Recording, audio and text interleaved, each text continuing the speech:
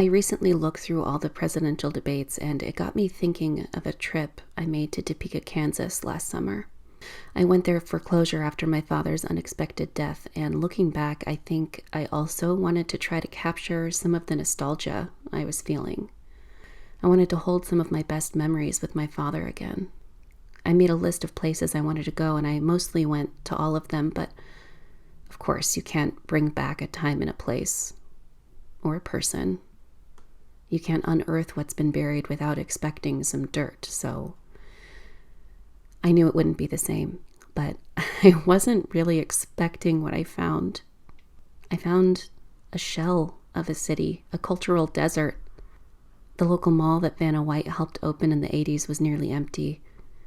The movie theater with a Baskin-Robbins inside had closed long ago. The roller skating rink was dead except one creepy truck idling in the parking lot.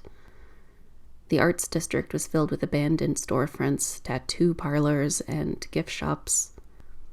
The only thing that even remotely met an expectation was the fiesta at my childhood church in the Mexican neighborhood, literally across the tracks. The community has held tight to their cultures and traditions, but when you look to the other side of the city, you find no culture.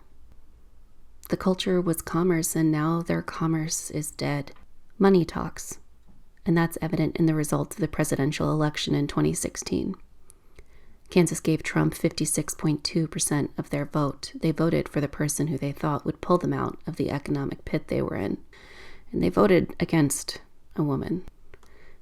Look, I'm fucking mad, and I'm supremely sad.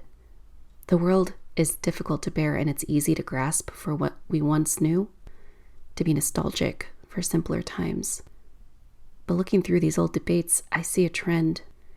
They've devolved from speaking about the issues and about the people to speaking about one another as candidates, to tearing one another apart, and finally, as we saw in the first presidential debate this year, it devolved into a complete circus. It was always leading here. And now we've got to do something about it. Actual lives are on the line, and many have already been lost. The system is fucked, that's a fact.